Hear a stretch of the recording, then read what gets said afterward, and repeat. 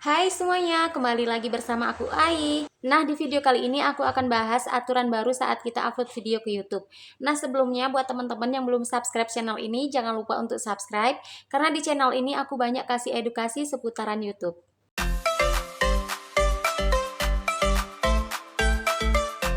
Oke, kita lanjut lagi. Nah, sebelumnya teman-teman pasti udah tahu ya aturan baru YouTube itu seperti apa. Dan kemarin aku dapat komentar gitu kan dari channelnya yaitu Burung Kebun. Nah, komentarnya gini. Kak, sekarang di YouTube Studio ada fitur konten modifikasi, kita disuruh milih ya atau tidak gitu. Tolong dibahas penjelasannya ya Kak, ditunggu, terima kasih. Nah, oke, di sini aku akan jawab ya dari semua teman-teman yang masih bingung nih sama settingan ini. Nah, di sini itu kita disuruh kayak jujur gitu sama penonton tentang konten kita gitu. Entah itu konten kita asli atau enggak kayak gitu kan. Nah, maksud asli di sini itu cuma konten yang nyata gitu ya. Dan maksud konten yang enggak asli itu misalkan kayak editannya seolah-olah videonya itu nyata gitu. Nah, di settingan YouTube terbaru ini itu kita disuruh pilih waktu kita upload video ke YouTube ya, teman-teman.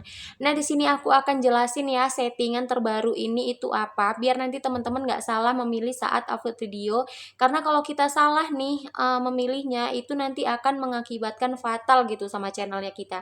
Kayak yang dibilang sama YouTube ya. Itu nanti kita bakal kena kayak penalti gitu dari YouTube, bahkan nanti kita bisa kena penghapusan konten gitu. Jadi buat teman-teman simak video ini biar kalian paham ya, apalagi buat pemula nih biar kalian paham dan gak salah pilih gitu dalam memilih settingan yang terbaru ini.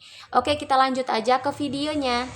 Nah, untuk kita men-setting di versi terbaru YouTube ini, itu kita langsung aja buka dari YouTube Studionya. Nah, jadi kalau kita mau men-setting settingan terbaru YouTube ini, itu hanya tersedia di YouTube Studio versi desktop aja ya teman-teman. Jadi kalau untuk di aplikasi YouTube Studionya sendiri itu belum ada ya. Nah, di sini kita langsung aja pergi ke YouTube Studio. Nah, di sini kita anggap aja di sini tadi kita udah upload videonya ya. Dan di sini langsung aja untuk men-settingnya kita klikkan di bagian channel ini. Nah, untuk mengubah di settingannya kita langsung menuju aja. Ini aku contoh aja ya, teman-teman. Jadi langsung aja di sini kita klikkan di bagian judulnya yang videonya itu yang mau kita edit gitu di settingannya.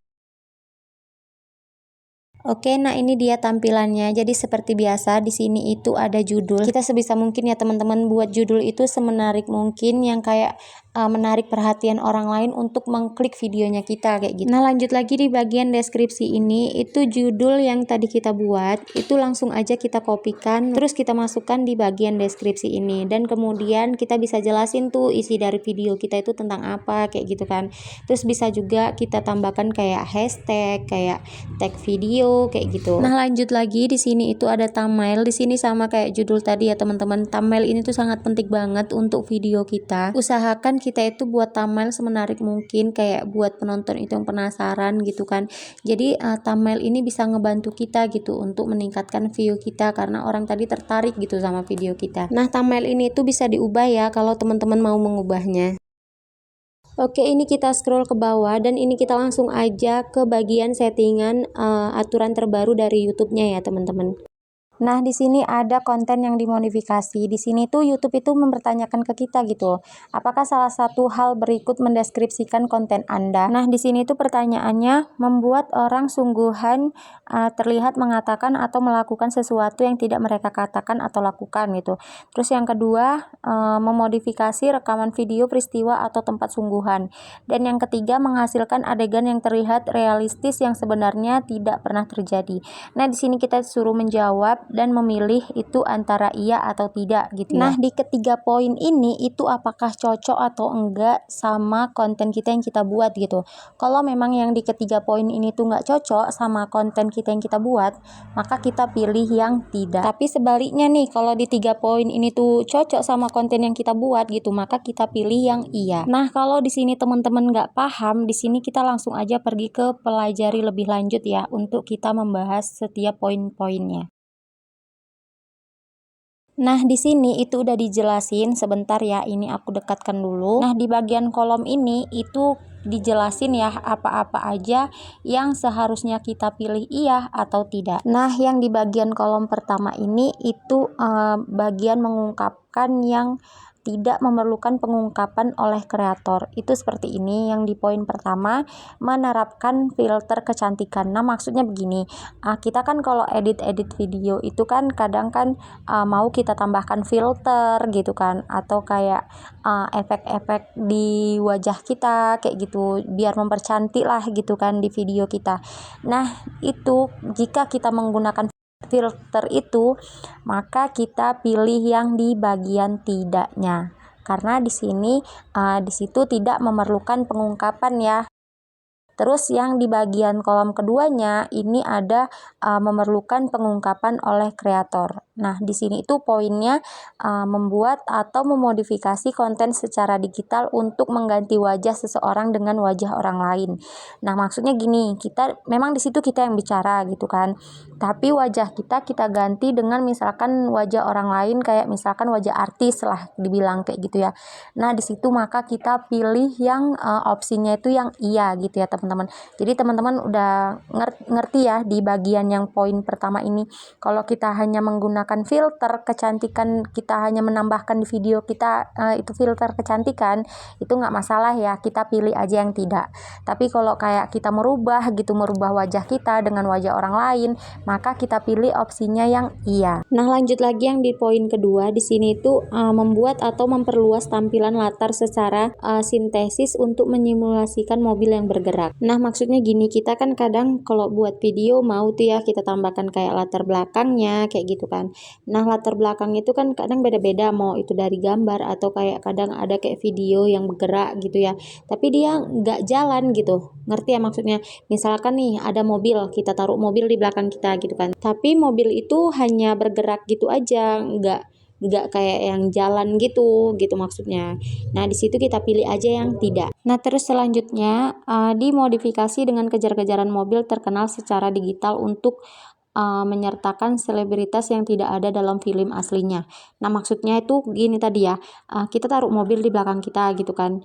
Terus mobilnya itu seolah-olah mobilnya itu kejar-kejaran gitu loh. Kayak lomba lari gitu mobilnya di belakang kita, latar belakangnya itu tadi. Padahal aslinya dalam video itu kan nggak ada. Di saat kita buat video kan tidak ada gitu ya mobil kejar-kejaran di belakang kita. Nah, berarti di situ kita pilih opsi yang iya. Nah, di poin-poin ini YouTube itu udah ngasih tahu kita gitu ya, mana yang harusnya kita pilih iya dan mana yang harusnya kita pilih tidak gitu. Nah, jadi untuk di bagian-bagian ini teman-teman bisa baca-baca lagi aja lebih lanjut biar teman-teman tuh lebih paham lagi ya. Nah, di sini kita kembali lagi ke awal ya. Nah, karena di sini poin-poinnya itu nggak sesuai sama konten yang aku buat, jadi di sini aku pilih yang tidak ya teman-teman. Nah, ini kita lanjut aja lagi, kita scroll ke bawah. Nah, di bagian tag ini itu sangat penting banget ya teman-teman.